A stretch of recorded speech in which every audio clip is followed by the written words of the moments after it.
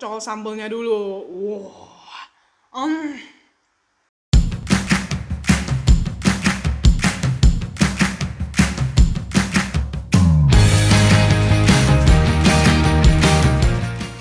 Guys, hari ini gue pengen cobain nasi ulam bulena.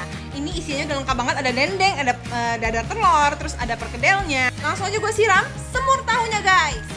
Langsung kita cobain. Ini kuahnya sih wangi banget, bukan cuma asal-asal kayak kuah kecap gitu, kayak otentik gitu guys. Terus ada bihun-bihunnya gitu. Wah, bihunnya ini enak banget loh. Kayak bihun nasi uduk, tapi lebih wangi lagi guys. Sekarang kita cobain dendeng sapinya. Tekstur dendengnya tuh kenyal, asam manisnya pas. Terus ada wangi-wangi smoky gitu guys. Mau di dalam sini enak ya.